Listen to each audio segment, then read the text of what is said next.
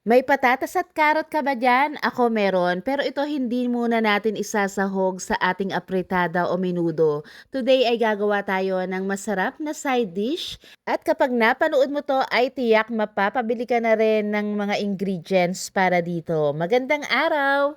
Itong ating recipe ay perfect side dish. Simulan na natin sa pagbabalat nitong ating patatas at karot at kung sa tingin mo masarap itong ating lulutuin today, ay pakipusuan na po agad itong ating recipe. So dito sa ating lulutuin ay bahala na po kayo kung gaano karami ang gusto nyong patatas at carrot. Then ito hihiwain muna natin ng big chunks. Sa pagluluto ng ating patatas ay pwede natin tong ilaga at pwede rin nating i-steam. Pero ang gagawin ko rito pa-steam kasi ayoko nung masyadong malabsak. Ang gusto ko yung maganda ang pagkakaluto. At kapag ito ay fork tender na, i-check lang po natin. Then alisin na natin dito sa ating steamer at sa same na steamer. Dito sa ating tubig na ginamit ay dito ko na rin ilalaga yung itlog. 4 na pirasong itlog lang ang aking gagamitin. Pero again, kung gusto mong maglagay ng mas marami ay pwedeng-pwede naman. Ito wala tayong exact measurements ng mga ingredients. Tansya-tansya lang tayo. Basta i-a-adjust na lang natin yung timpla ng naaayon sa gusto natin. Hard-boiled egg kaya 10 to 11 minutes ay okay na yan.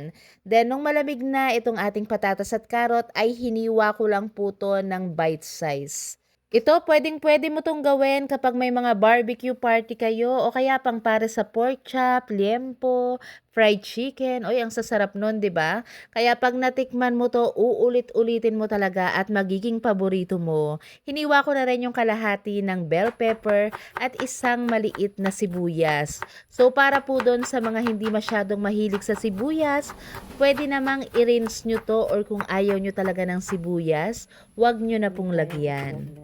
Sa paglalaga ng itlog, hindi talaga naiiwasan na minsan nababasag to. Kaya every time na naglalaga tayo ng itlog, dapat hinuhugasan natin. Kasi kung hindi malinis at may nakadikit-dikit dyan sa shell na yan, ay naku po, papasok na sa itlog at makakain na natin yan. Bali ito, hiniwa ko lang ng medyo maliliit na piraso. Same din dito sa ating ham. Pwede kayong gumamit ng bacon, pero medyo pricey kasi ang bacon, kaya ham na lang. Hiniwa ko rin yan ng maliliit na piraso. Ilagay na natin dito sa ating tray or bowl kung ano man ang inyong gagamitin. Then pagsamasamahin lang natin yung ating hiniwang patatas at carrot, ham, bell pepper, sibuyas, at timplahan na natin ng asin, paminta. Maglalagay rin tayo ng around 1 tablespoon ng lemon juice. Pero kung ayaw nyo pong lagyan ng lemon juice, okay lang wag na. Naglagay rin ako ng mayonnaise. So ang gamit kong mayonnaise ay yung masarap para po masarap ang kalabasan ng ating salad.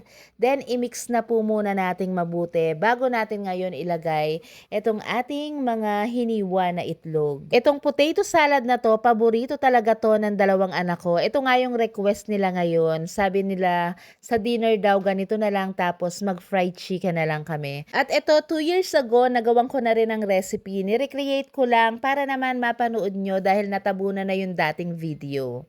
So nilagyan ko rin ng pineapple para mas lalong masarap. Pwede ka ring mag-add dito ng konting parsley or chopped green onions pero ako walang available kaya ito na lang. Then papalamigin muna natin to bago iserve. At kung nagustuhan mo itong ating recipe, pakilagay naman kung ano kaya ang masarap i-partner dito sa ating potato salad. At ang mga ingredients na ginamit natin dito ay ilalagay po natin yan sa dulo ng ating video. Maraming salamat po sa inyong lahat. Hindi ko na po kayo maisa-isa. Shout out po sa inyong lahat.